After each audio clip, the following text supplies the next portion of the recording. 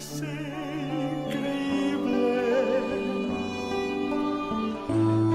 un amor así fuese manifiesto, sí, en la tierra aquí, de una humilde virgen. Graça e paz, irmãos. Vamos a inclinar ao Senhor nossos corações, nossos rostos. Vamos orar.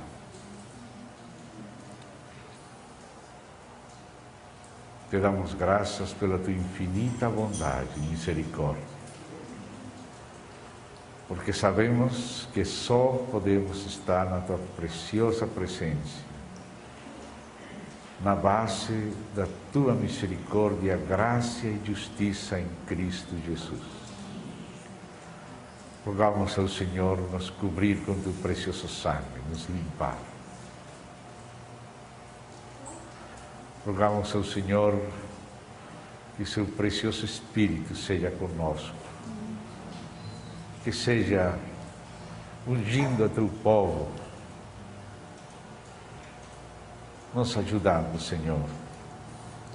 Faz tua preciosa obra, apesar de nós, pelo triunfo da tua graça. Querido Pai, entregamos a Ti toda a condição humana, todo o nosso ser. Concede-nos nos esquecer de nós mesmos e atender somente a Ti mesmo e a Teu próprio Espírito. Querido Pai, guarda-nos de nós e de nosso inimigo. Em Cristo Jesus.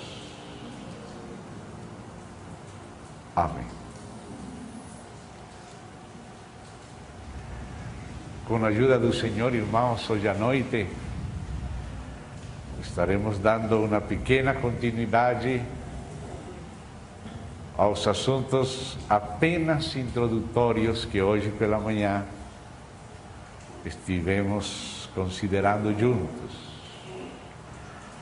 O que estaremos compartilhando com a igreja aqui em Tapejara, com os irmãos que estão presentes de outras localidades, é algo que o Espírito nos conduziu a compartilhar também em outras localidades e que pertencem ao acervo comum do povo de Deus. Obrigado. Pertencem ao que podemos chamar os itens fundamentais da nossa fé ou da fé cristã. Quando a igreja deseja de parte de Deus ser edificada, tem que ter em conta os fundamentos. A igreja tem que ter em conta a sua identidade essencial. Às vezes é muito fácil nos perder pela periferia, nos assuntos que não são os essenciais. Todos eles têm seu lugar, têm seu tempo, mas qualquer coisa que vá ser pendurada na árvore da igreja tem que ter o sustento do que é fundamental. Então a igreja precisa ter uma clara identidade. A igreja precisa discernir as coisas fundamentais que lhe foram confiadas. A igreja deve saber que o que o Senhor deu à igreja e que é propriedade exclusiva da igreja, só vai ser encontrado na igreja, não vai ser encontrado no mundo, não vai ser encontrado na ciência. não vai ser encontrado na academia, na filosofia, na mera literatura e nem sequer nas religiões. Ainda que o judaísmo bíblico do Antigo Testamento é revelado por Deus, o que foi confiado à igreja é algo além do judaísmo, ainda que seja bíblico. Existe também um judaísmo tradicional não bíblico, que acompanha o bíblico, mas o próprio judaísmo bíblico, que tem as profecias, que tem a tipologia, que tem o preparo, a preparação para o Messias, para a igreja, ainda esse judaísmo verdadeiro e bíblico do Antigo Testamento não possui, senão somente a maneira de profecia ou de tipologia, o que a igreja possui. O Islã tomou algumas coisas do judaísmo e do cristianismo e Maomé interpretou essas coisas para seu povo, os beduínos da sua terra, mas as coisas próprias do cristianismo, as coisas mais do coração, do meolho, não foram enxergadas pelo Islã e até chegam a consistir escândalo para eles. Eles apreciaram o monoteísmo do judaísmo, que também é monoteísmo do cristianismo, porque o cristianismo só tem um Deus. Nós, os cristãos que cremos na Trindade, não somos triteístas, nós não cremos em três deuses.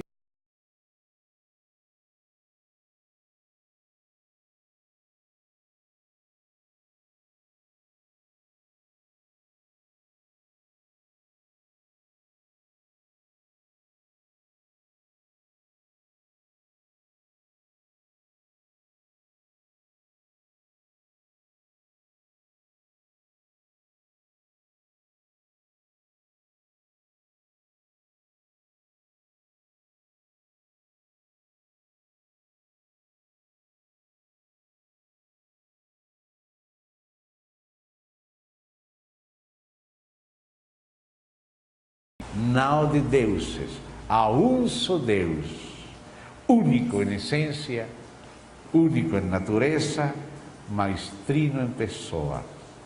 Isso é um escândalo para o Islã e por isso o testemunho cristão tem que ser muito claro, muito preciso, especialmente nestes tempos finais de choque de civilizações. Então, os amados nossos cristãos, devemos discernir que foi confiado de maneira especial ao povo de Deus, à igreja do Senhor Jesus Cristo. Paulo diz que o Antigo Testamento, a lei, as promessas, a glória, o próprio Messias, foram prometidos e foram confiados a Israel.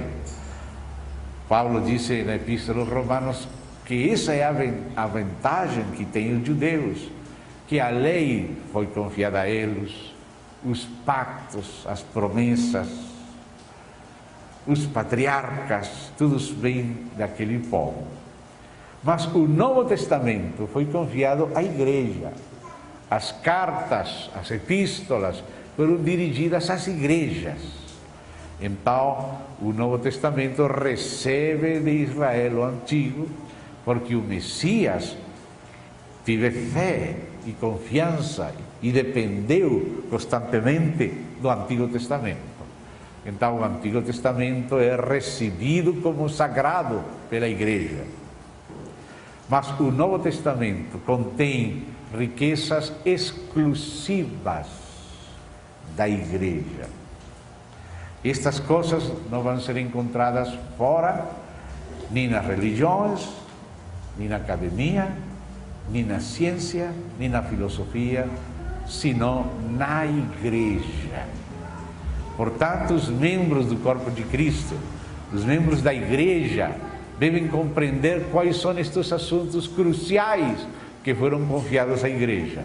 E quando falo de assuntos, falo entre aspas, porque o depósito que recebeu a igreja é um depósito que não é somente de assuntos, mas para poder falar deles ordenadamente, entre aspas, usamos a palavra assuntos.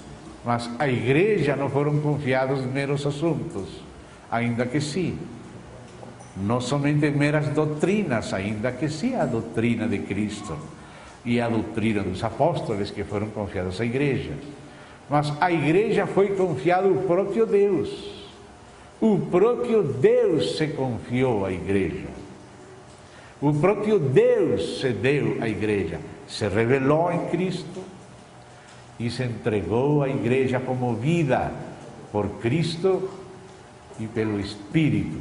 Assim que o próprio Deus, Pai, Filho e Espírito Santo é o primeiro conteúdo e o principal que foi confiado à igreja. Então, amados, eu gostaria que vocês tivessem em conta, como igreja, alguns itens fundamentais. Se você pode tomar nota, está bem, ou se está gravando, está bem, procure lembrar em seu coração estas coisas. Nunca temos que esquecer estes pontos cruciais, que são característicos do testemunho da igreja.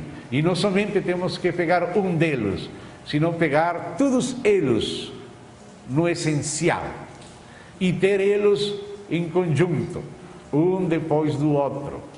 Às vezes nós colocamos o que é primeiro de quarto, o que é quarto de primeiro, mas existe uma ordem, uma hierarquia que podemos dizer espiritual, não de governo no sentido de pessoas, sino uma hierarquia de valores, uma hierarquia de assuntos, uma hierarquia de temas da revelação de Deus. Deus se revelou mais plenamente à igreja. E Deus se deu à igreja. Deus se revelou por Cristo e se deu por Cristo e o Espírito à igreja. Então, o primeiro item fundamental da revelação de Deus à igreja podemos nomear com a palavra Trindade. Certamente que essa palavra Trindade não está na Bíblia, mas a Trindade própria, ou seja, o Deus Pai, Filho e Espírito Santo, sim está na Bíblia. Mas como na história da igreja nossos irmãos introduziram essa palavra, então vamos usar ela, sem usar ela de maneira dogmática, mas para nos referir ao que sim é dogmático, o que é bíblico. Inicialmente, no século II, nosso irmão Teófilo de Antioquia, para ele se referir ao Deus único, que ao mesmo tempo é Pai, Filho e Espírito Santo, ele usou a palavra trias no grego, que poderia se passar para o português ou para o castelhano, tríada, porque ele escrevia em grego. Ele tinha um amigo que não era cristão, chamado Autólico, e ele escreveu 3 apologias ou defesas do cristianismo dirigidas a seu amigo Autólico. Então, nessa obra, 3 apologias a Autólico, de Teófilo de Antioquia, este irmão, para resumir esse mistério de um Deus único, mas ao mesmo tempo trino, Pai, Filho e Espírito Santo, ele acunhou aquela palavra tríada, ou trias. Mas depois, no Ocidente, isso foi lá em Antioquia, onde Paulo estava quando foi chamado pelo Espírito Santo à obra. A outra Antioquia de Pisídia, me refiro à Antioquia de Síria, no Oriente. Mas no Ocidente, Deus usou muito a um irmão que era da África do Norte, uma cidade que teve um testemunho cristão muito forte. A África do Norte inicialmente foi evangelizada pelo apóstolo Simão o Celote, a parte do Egito por Mateus, Tomé e Matias, Jacob Alfeu, mas o norte da África até Mauritânia foi evangelizada por Simão o Celote, e depois surgiram entre os cristãos da África do Norte alguns irmãos líderes notáveis do cristianismo primitivo, como Tertuliano de Cartago, Cipriano de Cartago, Donato, Agustín de Hipona, Horócio, Ticônio, ou seja, são líderes cristãos primitivos. Dentre eles, o primeiro que usou a palavra Trinitas para se referir a Deus foi Tertuliano de Cartago. Às vezes havia uma certa rivalidade, não somente política, sino também teológica, entre Roma e Cartago. Vocês lembram das famosas guerras púnicas, que os romanos atacavam os cartagineses e estes aos romanos, e depois aquelas rivalidades políticas às vezes influíram um pouco também nas eclesiásticas. E Cartago procurou ser um pouco mais independente de Roma, ainda que o próprio Tertuliano foi para Roma, ele foi um grande advogado em Roma, e ele defendeu o cristianismo no tempo das perseguições, escreveu uma obra muito importante chamada O Apologético, para defender o cristianismo, e encontrou que na cidade de Roma havia um presbítero chamado de Práxeas, e esse presbítero ensinava o unicismo, que Deus era uma só pessoa, que esse assunto de Pai, de Filho e de Espírito Santo eram somente maneiras de aparecer a mesma pessoa. Por isso essa heresia foi chamada de modalismo, porque parecia como se fossem modos de se apresentar a única pessoa. Então Tertuliano escreveu um livro chamado Contra Práxeas. E nesse livro ele apresenta com clareza o que a palavra do Novo Testamento diz ao respeito de Deus, e aí ele introduz por primeira vez no mundo da língua latina ocidental, português, trindade. Ele foi o primeiro em dizer naquele livro Contra Práxeas a famosa frase: um só Deus verdadeiro e três pessoas distintas. Essa fórmula que chegou a ser como sinônimo de ortodoxia no Ocidente, foi acunhada por Tertuliano. Depois a palavra trindade foi usada por algumas pessoas com outro conteúdo. Arrio, que negava a divindade de Cristo, usava a palavra trindade, mas explicava ela como hoje em dia procuram explicar a divindade os chamados de testemunha de Jeová, dizendo que só o Pai é Deus, que o Filho é uma criatura, que o Espírito Santo é uma força ativa, e colocam Espírito Santo com minúscula nos escritos deles, e diabo colocam com maiúscula. Acontecem essas coisas na história da religião. Então, a partir daí, aquela palavra trindade começou a ser usada na igreja. Mas não todos explicavam a trindade da mesma maneira. Havia três principais explicações: a de Arrio, que negava a divindade do Filho e do Espírito; a de Sabelio, dos unicistas, dos modalistas, aquele Práxeas, que diziam que era somente uma pessoa mudando de modo. Mas surgiu, graças a Deus, um irmão, vários também, mas somos devedores a um irmão chamado de Atanásio de Alexandria. O irmão Atanásio de Alexandria, por sustentar, por manter a confissão da divindade de Cristo, sofreu muito, foi várias vezes, foi exiliado, teve que fugir, esconder-se no deserto, escrever cartas, confessando a divindade de Cristo, porque até o próprio imperador, os descendentes de Constantino e depois os descendentes dele, queriam impor o arrianismo, estatalmente negar a divindade de Cristo, e todo mundo falava, mas Atanásio, todo mundo está contra você. Mas Atanásio dizia, amém, Atanásio então também contra o mundo, mas a favor da palavra de Deus, que confessa a divindade de Cristo. Esta é uma mínima introdução histórica que é necessária que a igreja conheça com o tempo. No Ocidente, já não na Alexandria do Egito, sino no Ocidente, nas Gálias, o que hoje é chamado de França, houve um outro irmão chamado Hilário de Poitiers. Se escreve Poitiers, mas se pronuncia em francês Poitiers.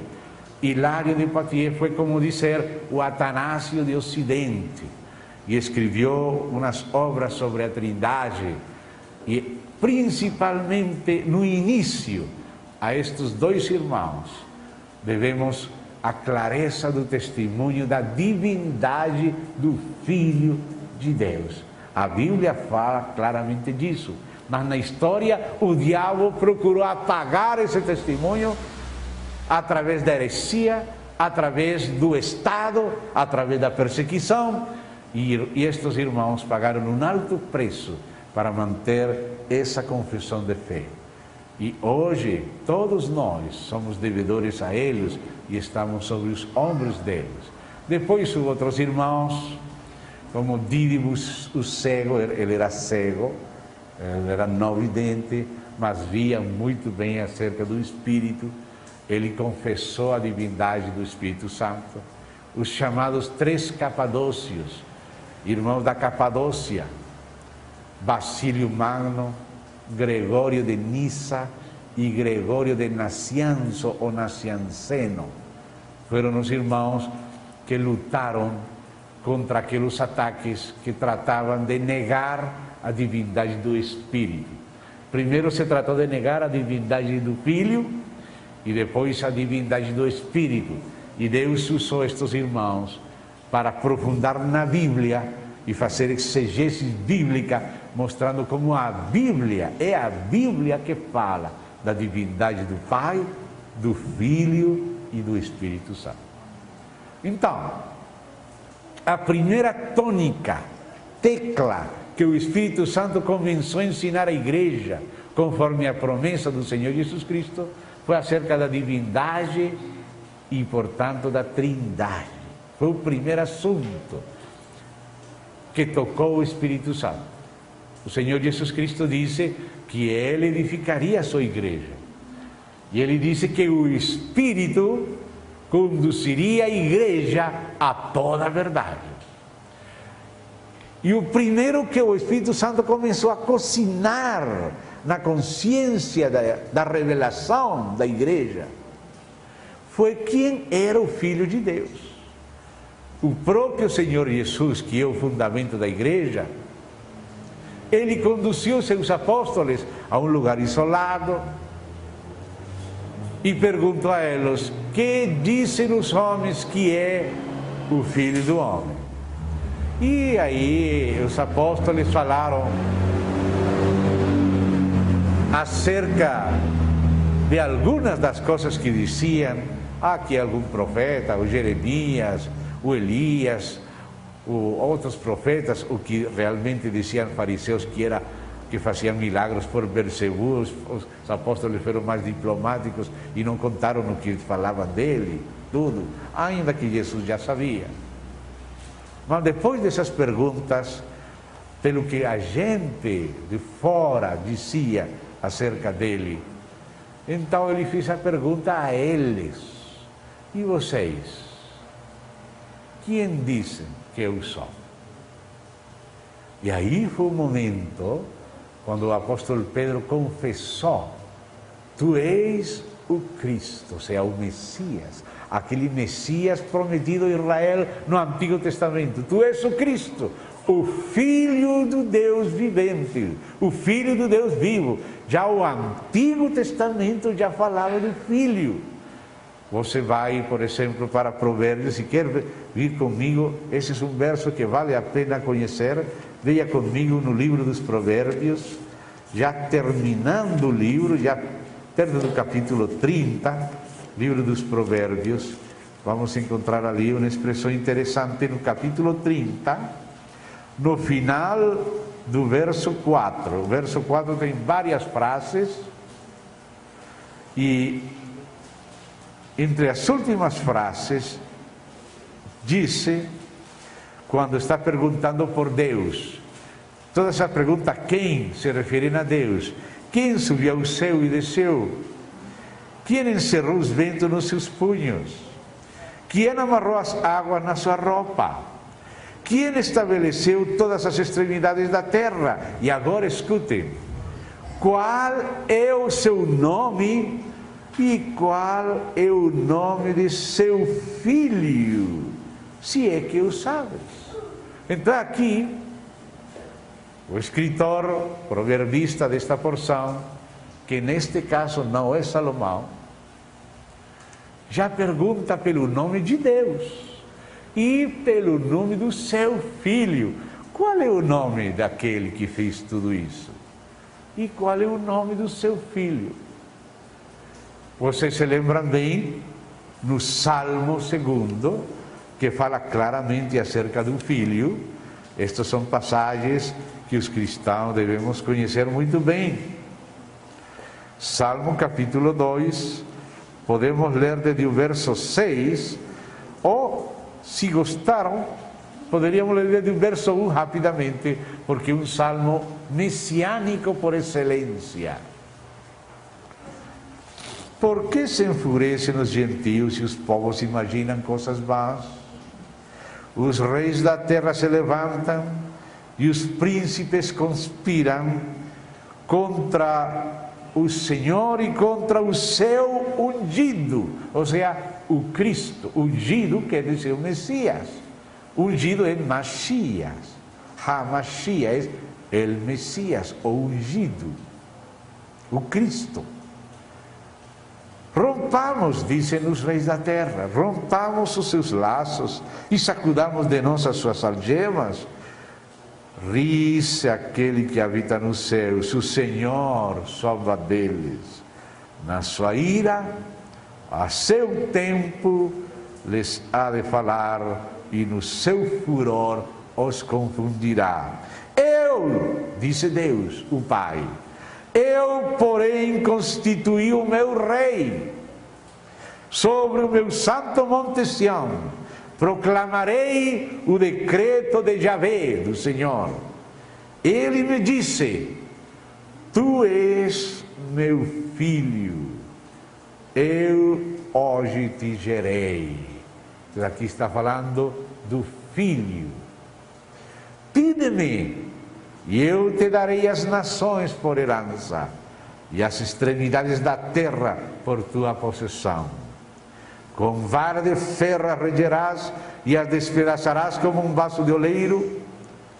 Agora, pois, ó reis, sede prudentes, deixai-vos advertir, juízes da terra, servi ao Senhor com temor, e alegrai-vos nele com tremor, deixai o filho, para que se não irrite, não pereçais no caminho, porque dentro de um pouco se lhe inflamará a ira.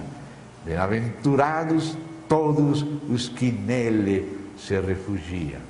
Então, este é um salmo messiânico por excelência, que fala do filho. E Pedro disse: tu és o Cristo, o Filho do Deus vivo.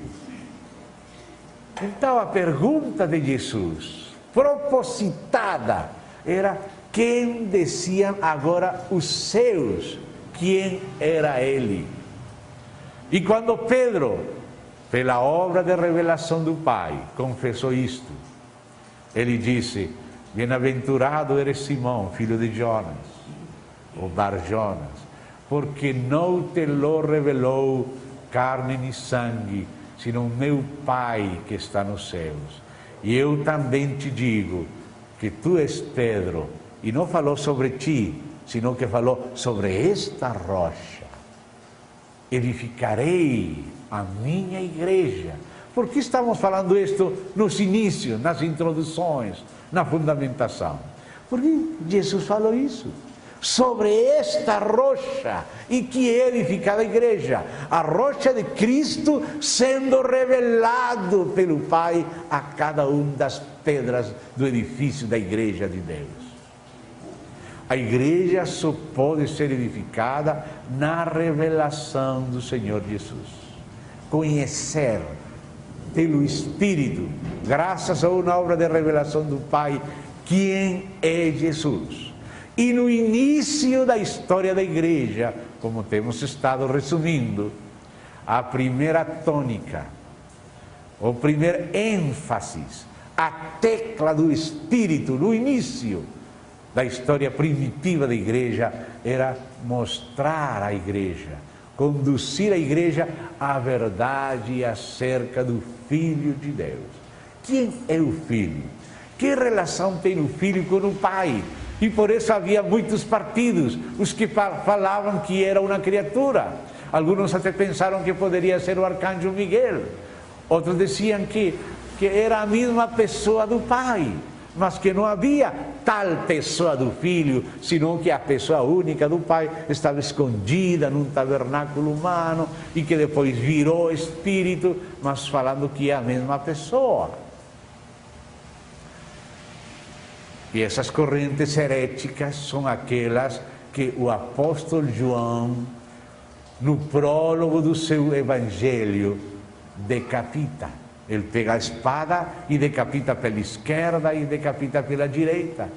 Ele começa dizendo: no princípio era o Verbo, e o Verbo era com Deus, e o Verbo era Deus. Este era no princípio com Deus. Todas as coisas por Ele foram feitas, e sem Ele nada do que foi feito foi feito. E aquele Verbo se fez carne e tabernaculizou entre nós, e vimos a sua glória, glória como do unigênito do Pai, cheio de graça e de verdade. Aí o apóstolo João está usando a sua espada para decapitar heresias, serpentes, pela esquerda e pela direita, e deixar aberto o caminho da revelação de Deus. Quando ele fala, o Verbo era com Deus, está decapitando a serpente do unicismo, do chamado de só Jesus, dos modalistas, o monarquiano de um só princípio, mono e arquê, monarquismo. O patripacionismo, que foi o Pai que sofreu a paixão na cruz e não o Filho. Essa é a heresia do patripacionismo. Todas essas heresias são irmãs. Patripacionismo, que é o Pai que sofreu na cruz. Modalismo, que as pessoas não são pessoas, senão são modos de fará-se diferentes de uma pessoa. Monarquismo, que há só um princípio, que Deus não é trino. Mas quando o apóstolo João disse, no princípio era o Verbo, e o Verbo era com Deus, está confessando ao Filho juntamente com o Pai. O Verbo com Deus, o Filho com o Pai. Por isso, na primeira epístola, no capítulo 2, ele disse que aquele que nega o Filho é mentiroso, e que nele está operando espírito de anticristo. Negar o Filho é dizer que só existe a pessoa do Pai, que não existe tal Filho. Mas João começa começando o Filho, confessando o Filho. No princípio era o Verbo era com Deus. Agora também pega a espada para o outro lado, e o Verbo era Deus, para cortar a cabeça da heresia dos que negam a divindade do Filho, como hoje os chamados a si mesmos de testemunhas de Jeová, e os socinianos, e outros.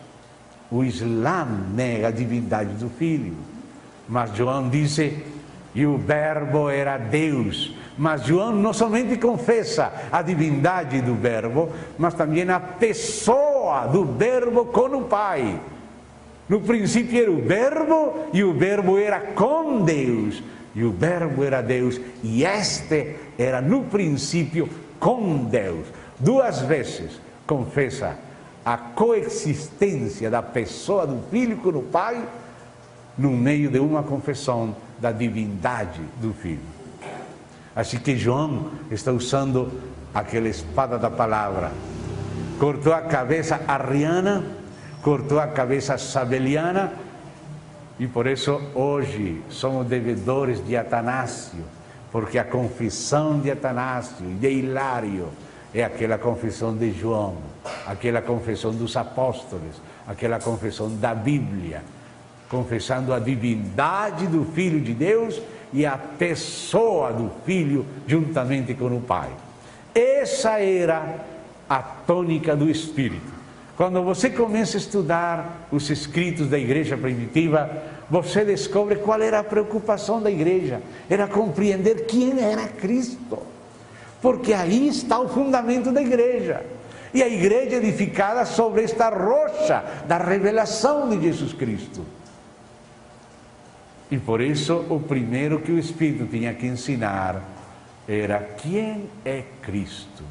E quando se descobre que Cristo é o Filho de Deus, que é também Deus com o Pai, mas que é uma segunda pessoa junto com a primeira, aí começa a aparecer a revelação da Trindade, e aí começa a ter sentido muitas frases do Antigo Testamento, quando Deus falava em plural, dizendo, façamos o homem a nossa imagem, conforme nossa semelhança, desçamos, confundamos, quem irá por nós? E Jesus falando, tu, ó Pai, em mim, e eu em ti, para que eles sejam um em nós, esse nós da divindade.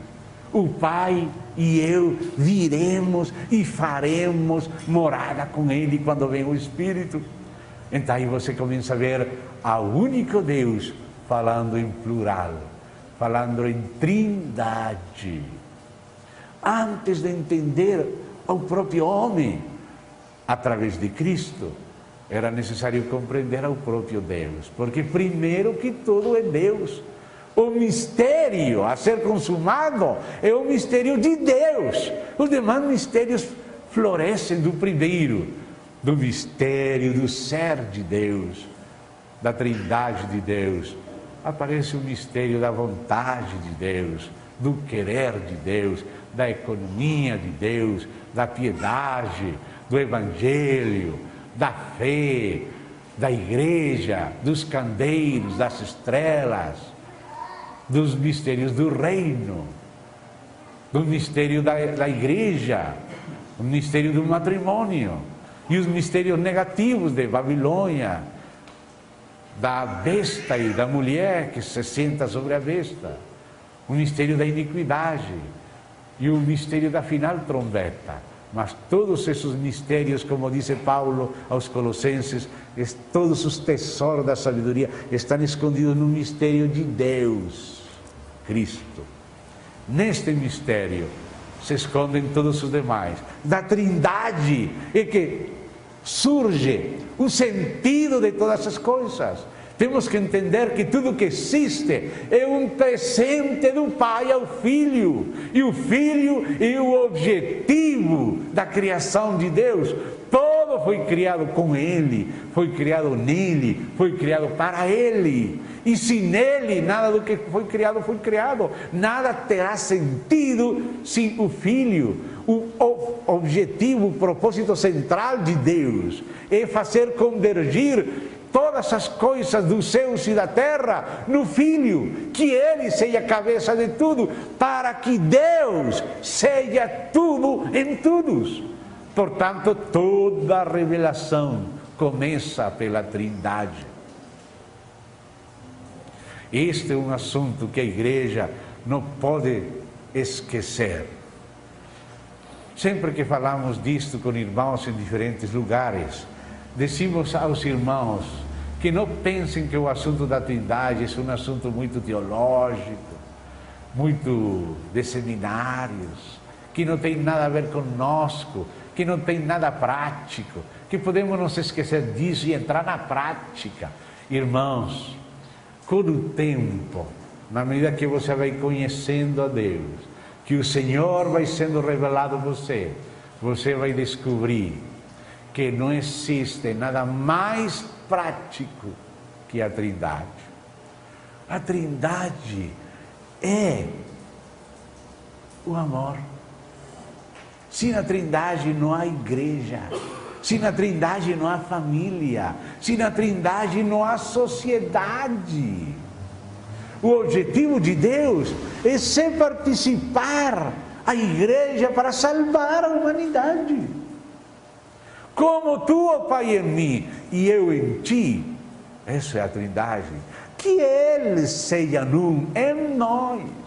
A Trindade é um modelo. E a Trindade é o conteúdo dinâmico da vida da igreja. Não haverá igreja sem Trindade. Nessa frase, como tu, ó Pai, em mim, conhecer o espírito do relacionamento do Pai e do Filho, o que vai sarar as famílias. Um marido vai ser um bom marido quando conhece como é o pai com o filho, como é o filho com a igreja. Não pense que o assunto da Trindade é um assunto teológico, acadêmico, longe, que não tem nada a ver com nós, os pequenos, não é assim. O mais prático é a revelação espiritual de Deus em Trindade. Conhecer o que significa quando Jesus fala: tudo que é teu é meu, e o que é meu é teu. Se entendemos esse espírito, que diferente vão ser as famílias, que diferente vão ser as igrejas, quando o espírito que provém do Pai e do Filho se expresse na igreja.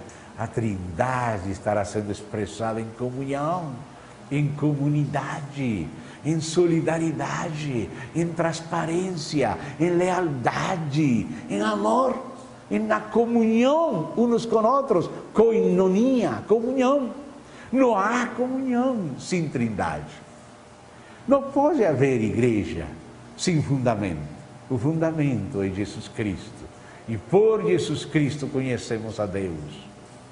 Amados, a igreja não pode esquecer este que estou chamando de primeiro item da revelação divina, do testemunho da igreja. O inimigo tem lutado muito para oscurecer a revelação da Trindade. Muita heresia, muita perseguição. E hoje estamos nos tempos finais, onde não pense que essas perseguições e heresias vão a diminuir. Não, vão aumentar. Cada vez haverá mais heresia e mais perseguição. E será mais necessário que a igreja tenha clareza no seu testemunho, porque miles de vozes de demônios estão falando cada vez mais forte para confundir o mundo, dirigir o mundo à apostasia e ao abismo. E isso acontecerá porque não conhecem a Deus. Se me conhecessem, disse Jesus, também a meu Pai conheceriam, e desde agora lhe conheceis e lhe tens visto. Então, amados, Trindade, e o primeiro item que o Espírito ensinou à igreja. Não pode haver algo mais importante que o próprio Deus. O segundo item é tão importante também, que poderemos usar também uma segunda palavra-chave. A primeira palavra-chave do nosso testemunho cristão é Trindade. Por isso a igreja tem que aprofundar no conhecimento de Deus.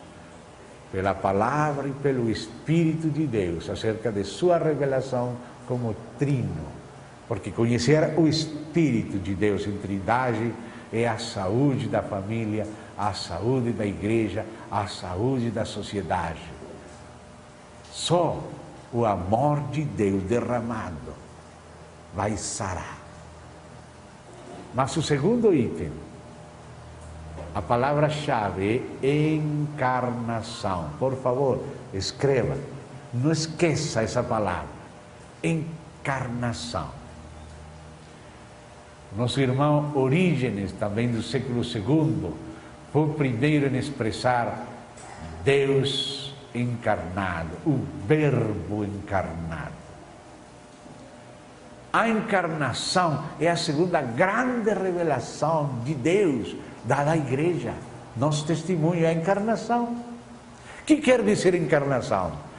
Que aquele Verbo divino que expressa Deus, que é a imagem de Deus, no qual Deus se reconhece e se revela, se fez homem, tomou também natureza humana, se fez carne, semelhante aos homens, com espírito humano, com alma humana, com corpo humano, cresceu em estatura, cresceu em graça, cresceu em sabedoria, como homem, porque Deus como Deus não tem que crescer para nada, mas como homem aprendeu a obediência pelo que padeceu, foi provado em tudo conforme nossa semelhança, tudo que tem a ver com a encarnação do Filho de Deus, a kenosis, o esvaziamento dele, que sendo em forma de Deus, não estimou ficar aferrado a essa realidade, senão que se esvaziou, tomou forma de servo, se humilhou até o máximo, sendo Deus, se fez servo, e se fez homem, em todo semelhante a nós. E nunca a igreja tem que esquecer que Jesus Cristo, o Verbo de Deus, divino como o Pai, é também um homem verdadeiro como você e como eu, mas sem pecado. Porque quando Deus fez o homem, não fez o homem com pecado. O pecado foi algo que o homem colocou depois em sua natureza e ficou vendido ao poder do pecado. Mas quando Deus fez o homem não tinha pecado. E o inimigo quis também encontrar lugar e entrar em Cristo, mas ele venceu. O inimigo não encontrou lugar por onde entrar, por isso ele falou: o príncipe deste mundo não tem nada em mim. Ele se fez homem, um homem como você e como eu. Não se esqueça que ele foi um homem. Se ele não se tivesse feito homem, ele não tivesse podido tomar a nossa natureza, libertar ela e realizar ela. Mas ele disse assim: Pai, por eles eu me santifico a mim mesmo, para que também eles sejam santificados. Ou seja, que ele assumiu nossa natureza humana e levou a nossa natureza ao máximo as possibilidades de realização. A natureza humana conseguiu o máximo das suas potencialidades na pessoa de Cristo. E ele fez isso em favor de nós, para nos dar a comer a sua carne, para que ele seja nossa comida e nós vivamos por ele, nos alimentemos dele. Ele é o verdadeiro pão que veio do céu. O pão que eu darei a comer é a minha carne, a qual eu darei pela vida do mundo. Aquele que come minha carne e bebe meu sangue tem vida eterna, e eu o ressuscitarei no dia postreiro. Ele se fez homem para resgatar e realizar o homem na totalidade. Por isso Paulo falava assim: aos que antes conheceu, a estes predestinou, e aos que predestinou, a estes também chamou, e aos que chamou, a estes também justificou, e aos que justificou, disse Paulo em passado, como um fato realizado, Você olha para você e diz, mas isso não está realizado em mim. Mas Paulo disse, e aos que justificou, também glorificou. Quando fomos nós glorificados? Quando o Senhor Jesus assumiu nossa natureza humana e levou ela até a glória.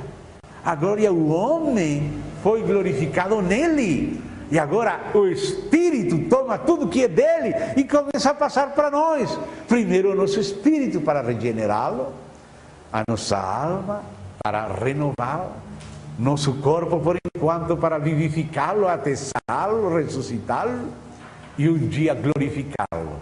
Mas nossa glorificação futura está na base da glorificação passada, concluída, cumprida em Cristo. A natureza humana, nossa natureza, que Ele assumiu, nele já foi glorificada. E agora nós vivemos por Ele. O que Ele já conquistou, o Espírito está passando cada vez mais para nós. Portanto, amado, cada ponto da vida de Cristo é importantíssimo. Não é somente uma história. Nós temos que tomar a riqueza da vida de Cristo. O viver de Cristo era para nós. Ele é a nossa sabedoria, Ele é a nossa justificação, Ele é a nossa santificação, Ele é a nossa redenção por Ele. Eu me santifico a mim mesmo para que também eles sejam santificados. Ninguém pode ser santificado, nem resgatado, nem glorificado, sem estar em união com Ele, sem viver por Ele, sem comer e beber espiritualmente dele pela fé. Se Ele não tivesse vencido, nenhum de nós poderia vencer. Mas Ele se fez homem e foi provado e tentado em tudo, e tendo sido aperfeiçoado, veio a ser autor de eterna salvação. Então, amados, tudo que tem a ver com a encarnação, desde o esvaziamento, aquela gestação na Virgem Maria, nascimento de Cristo de uma Virgem Maria, tal como estava profetizado, a semente da mulher esmagará a cabeça da serpente. Essa mulher não tem semente. Como uma mulher vai ter semente? Mas aquele que nasceu da mulher, sim, o varão, Cristo é a semente da mulher. Ele que esmagou a cabeça da serpente.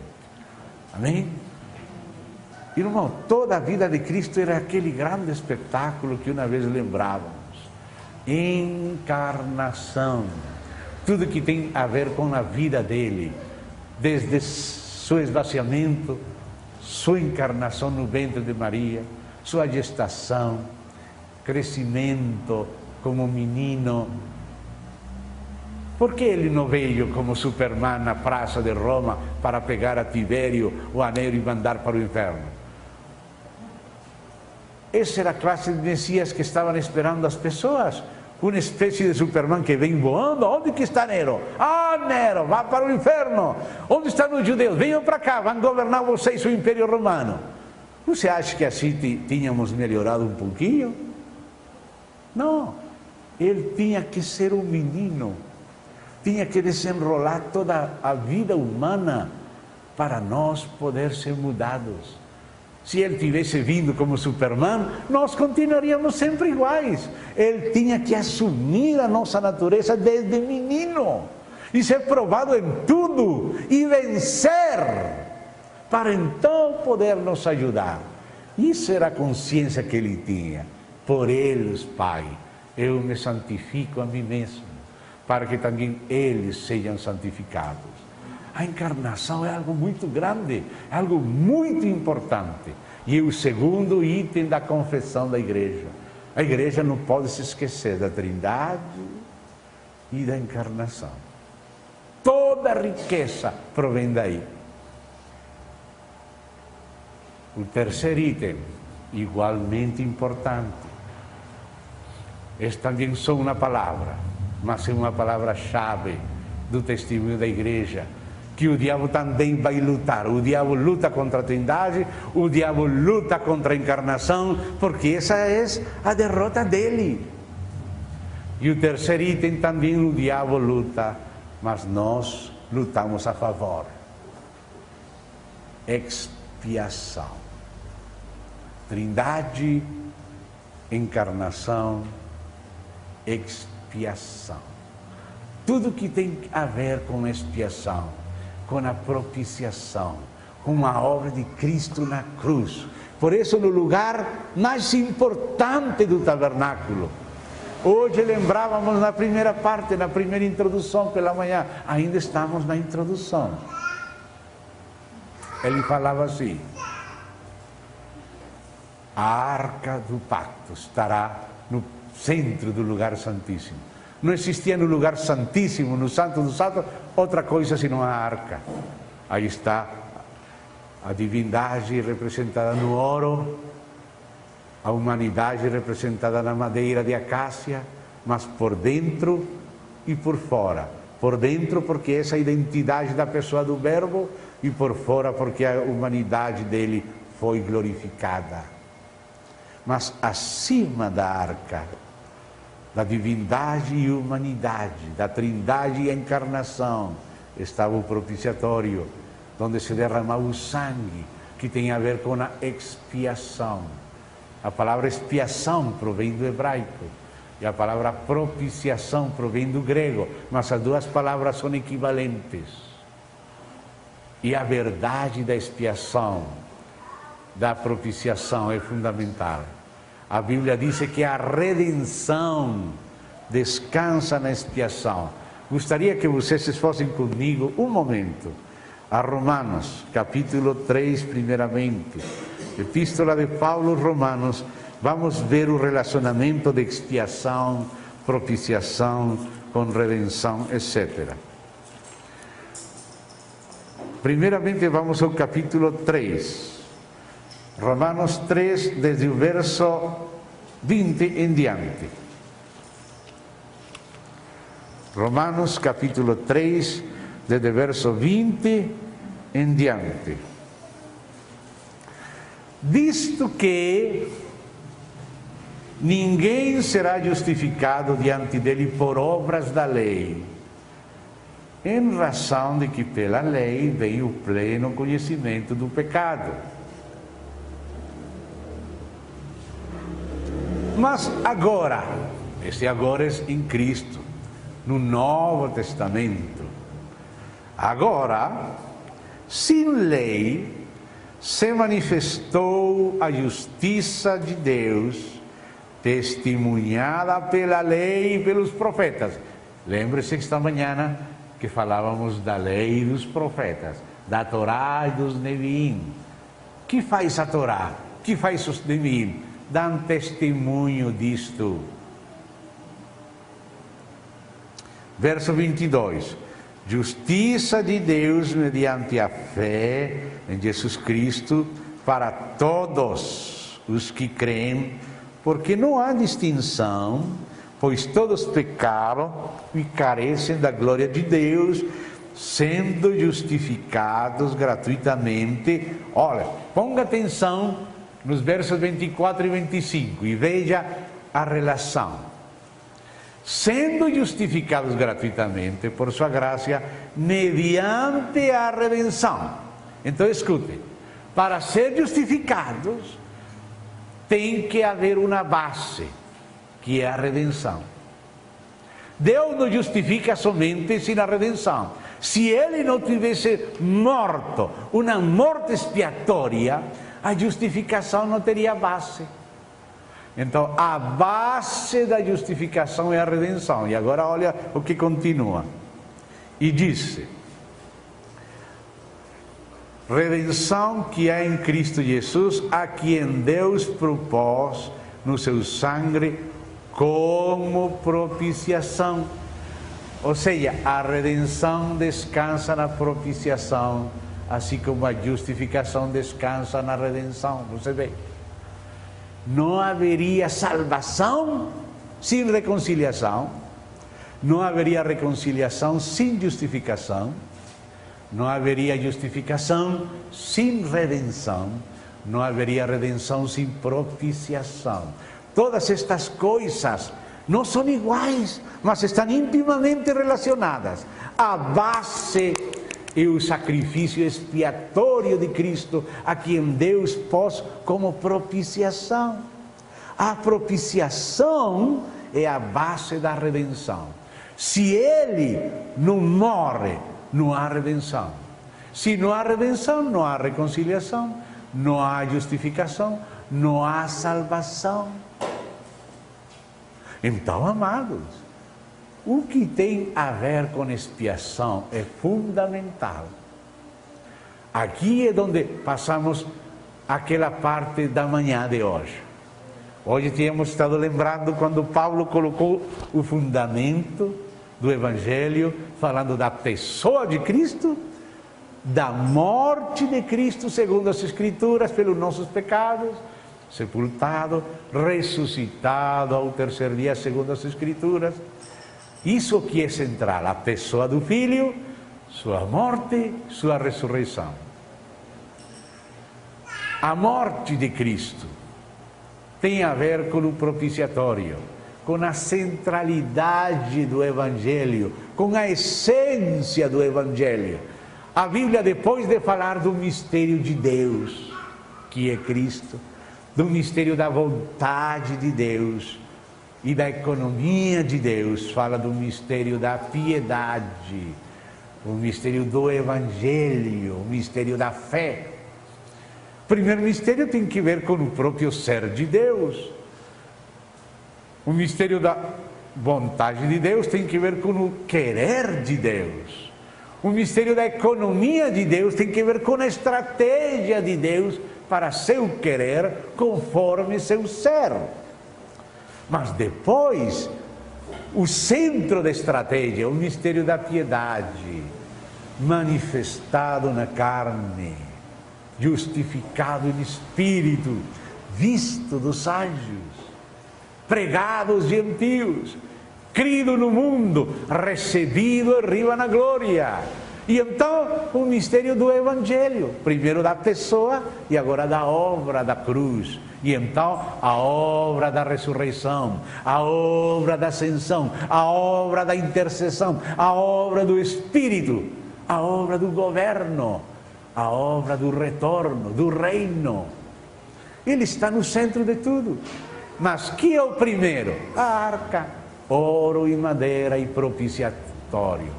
Trindade, encarnação, expiação.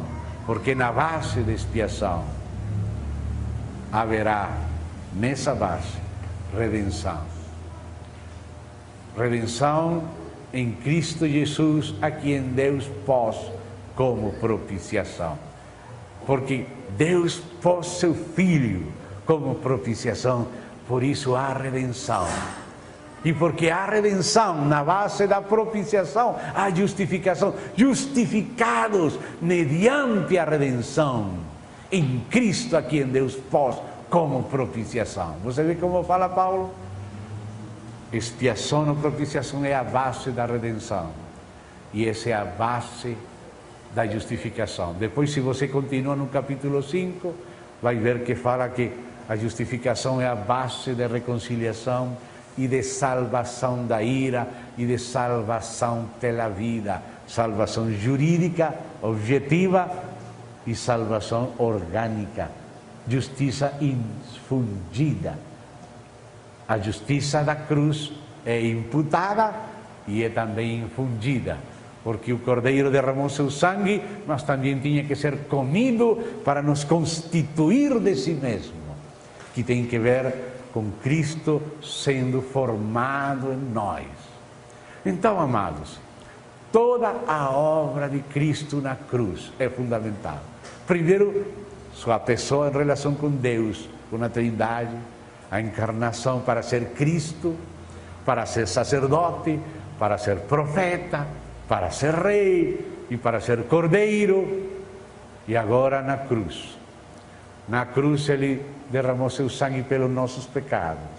Na cruz o velho homem foi crucificado. Na cruz nós fomos crucificados ao mundo. Na cruz o mundo foi nos crucificados a nós.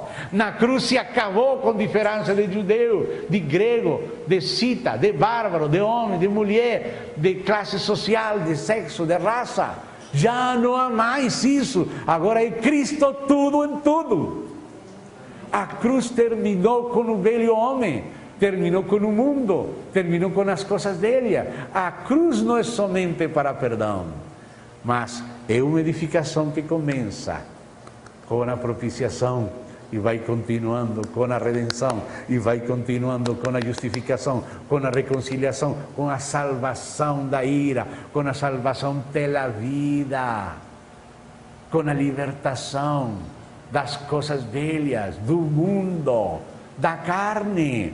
E logo começa, continua com a ressurreição, porque aquela madeira que por dentro era de ouro, porque interiormente ele era o Filho de Deus, o Verbo de Deus, mas se fez carne, então tem madeira, mas depois por fora também ouro, porque ele foi revestido de glória na ressurreição. Então tinha madeira por fora, ouro por fora e ouro por dentro. Ouro por dentro enquanto a sua identidade de verbo, ouro por fora enquanto a sua ressurreição, mas madeira porque se fez homem para sempre. E agora há um homem na glória, e é homem para sempre. Ele já não quer mais deixar de ser homem, ele é o Filho de homem na glória do Pai. Expiação é fundamental. Há outros itens que vou, por causa da hora, fazer menção deles rápido, mas que merecem uma consideração detida. Isso que estamos falando é só para animar a igreja a aprofundar nestas coisas, porque este é o testemunho nosso da igreja. Isto não se encontra fora da igreja. Estes são os tesouros da igreja. Isso é a identidade de nosso testemunho, que é combatido pelo inimigo, com distrações, com erros, com muitas coisas. Mas nós temos que manter constantemente este testemunho, porque este testemunho é a base de nossa vida. Depois da morte, ele ressuscitou. Ressuscitou integramente.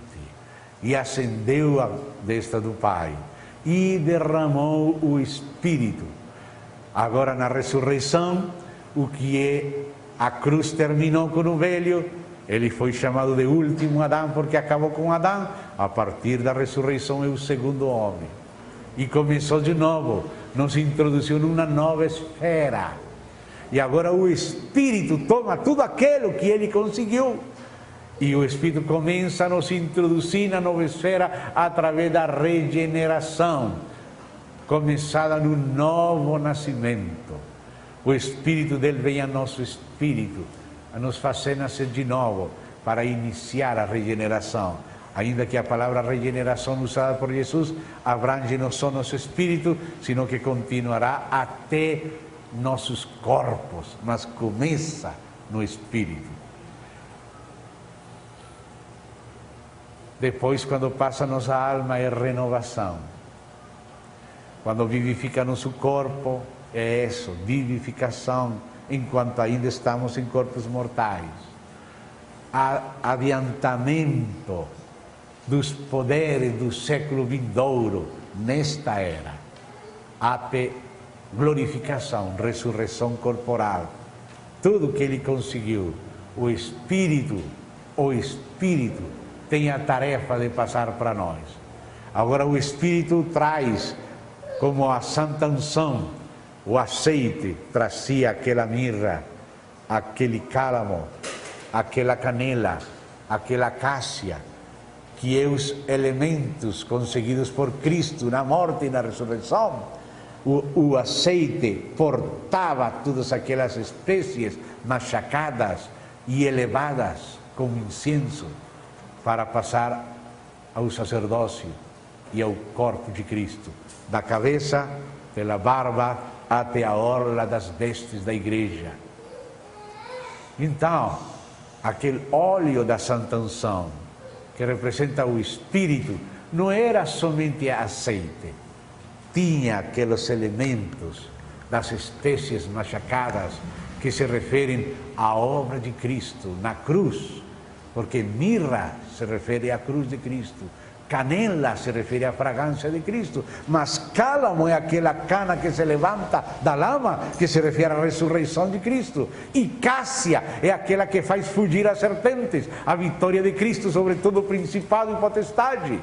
Os elementos da morte, ressurreição e ascensão de Cristo foram tomados pelo Espírito como espécies no óleo, no azeite, para passar da cabeça pelo ministério do novo pacto representado na barba, como Salmo 133, e vai descendo até o borde das vestes, que é a totalidade do corpo de Cristo. Então a verdade da ressurreição e do Espírito são fundamentais. Vem outra verdade fundamental que já fizemos menção dela, mas que está baseada na anterior, que é expiação.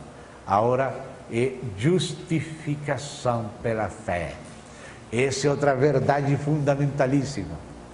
Especialmente quando a igreja está entendendo o assunto do reino, o assunto milenial, o assunto da recompensa, do tribunal de Cristo, o lugar das obras no plano de Deus, não para a salvação, sino por causa de ter sido salvos. Justamente por causa disso a igreja não tem que esquecer essa verdade perene, constante, justificação pela fé. A igreja tem que se manter na justificação pela fé. Nunca serás aceito diante de Deus na base do que você fez, sino do que Cristo fez por você. E depois de ser aceito na graça, na base da fé, sem as obras da lei, como Paulo conclui em Romanos, que fala do Evangelho de Deus acerca do seu Filho, então fomos criados em Cristo Jesus para boas obras. As boas obras não são a base de nossa justificação. As boas obras são o resultado de ter sido salvados, regenerados, e elas serão galardoadas no reino milenial. Mas esse galardão não é a salvação. A salvação é um presente.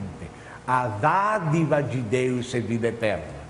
Mas ao mesmo tempo, essa vida eterna produz fruto que Deus vai galardoar. Por isso temos que ter clareza e diferenciar que é justificação pela fé. Qual é a essência do Evangelho enquanto a justificação pela fé? Por isso, acima da arca está o propiciatório, que fala do valor do sangue de Cristo. Por isso, acostumamos a enfatizar o sangue e o Espírito. Nunca temos que esquecer o sangue e o Espírito de Cristo. Precisamos do sangue todos os dias e precisamos do Espírito todos os dias. Nosso ministério, o ministério do corpo de Cristo, é ministério de justificação, de reconciliação e de Espírito, do sangue e do Espírito, sempre debaixo do sangue, sempre andando, dependendo, contando com a graça de Deus no Espírito. Agora sim, depois disso, podemos passar a outra grande verdade, que é a santificação, a vida santa, a vida no Espírito. Agora sim tem lugar a vida santa. A Bíblia não somente fala da justificação, graças a Deus pela parte que viu Lutero, mas graças a Deus também pela parte que vieram depois os demais irmãos. O Evangelho não é consumado somente na justificação. A Bíblia não somente fala do Evangelho da graça, sino do Evangelho do reino. Então tem que haver uma vida em Espírito. Mas a vida em Espírito tem que descansar em todas estas outras fundamentações, sem trindade, sem encarnação, sem expiação, sem ressurreição, sem Espírito, sem justificação pela fé, como haverá uma vida santa? Não haverá. Como haverá uma vida em Espírito? Não haverá. Na igreja não se pode só ensinar uma vida moral sem sustento. A igreja precisa de fundamentação. Se você somente vai ensinar na igreja, os maridos têm que amar as mulheres, têm que levar florecinhas para elas, chocolate, dar um beijinho. Mas se não tem vida, se não tem Espírito, se não tem novo nascimento, o que vai fazer? Vai saber muita coisa e não vai poder. Me compreende, amado? Há uma fundamentação. Depois da vida em Espírito, o Espírito nos batiza num corpo. E essa é a penúltima grande verdade. O corpo de Cristo. Hoje em dia, muitos irmãos em denominações até têm chegado a valorar a justificação, a vida santa em Espírito. Mas muitos têm descuidado a verdade do corpo. O mistério de Cristo, que é a igreja. A natureza da igreja, a unidade da igreja, a igreja no universal, a igreja na localidade, o funcionamento dos membros do corpo, o Espírito, a obra. Isto também é parte da revelação divina. A Bíblia também tipifica a edificação do corpo em Betel, no tabernáculo, no templo, na visão de Ezequiel, muitos capítulos que falam da igreja. Mas não haverá igreja sem fundamento. Não haverá edificação sem fundamento. Mas o edifício também é item fundamental do testemunho da igreja. A igreja não pode esquecer o assunto dela mesma. A igreja tem que dar seu próprio testemunho, cumprir sua própria função. Sobre a base de todo o anterior, se edifica a igreja. E da igreja vem a escatologia final, cumprimento final do propósito de Deus. Da igreja passamos ao milênio, passamos ao reino, passamos pelo tribunal de Cristo, pelo galardão, pelas correções, e depois do milênio, depois do juízo final, vem céu novo, terra nova, Nova Jerusalém. E o objetivo, o propósito eterno de Deus se cumpre na igreja. Então, a igreja não é a coisa final. A igreja é o veículo que usa o Espírito para o reino. E o reino para a Nova Jerusalém. Então, uma palavra-chave, assim como o corpo, é propósito eterno de Deus, que inclui a igreja, o reino e a Nova Jerusalém em terra nova com céu novo. Aí você vê eternidade até a eternidade. Isto são os itens fundamentais do testemunho da igreja. E todos nós temos que ter isso claro, viver nisso, ensinar isso, completo, o mais completo que seja possível, porque isto só pertence à igreja, isto não está fora da igreja, isso não está na ciência, não está na filosofia, não está na academia, não está nas outras religiões, isso somente está em nossas mãos, nas mãos da igreja. Este é o nosso testemunho. Precisamos aprofundar nele, que o Espírito mantenha ele fresco em nosso ser e que possamos cooperar com Deus na sua edificação rumo à plenitude do seu propósito. Obrigado, irmãos. Agradeço a vossa paciência. Vamos orar a Deus.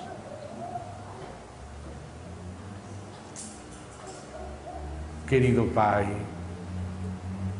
agradecemos a Ti esta oportunidade nova que nos concedes para reunir-nos nesta ocasião, para ouvir de novo estas coisas, para considerar elas. Rogamos que Teu Espírito seja nos iluminando, Teu Espírito seja nos conduzindo, seja nos dando uma visão do conselho de Deus, da cosmovisão da verdade da Tua Palavra. para que possamos administrar a Tua palavra como bons administradores da Tua graça e dos mistérios de Deus. Ajuda Teu povo, Senhor. Ajuda-nos a cada um. Estabelece-nos na Tua verdade, no Teu Espírito, no Teu amor, em Cristo, na Trindade. Querido Pai, encomendamos isto nas Tuas mãos. Só o próprio Senhor pode corroborar-nos e estabelecer-nos na fé em Cristo Jesus. Amém e amém.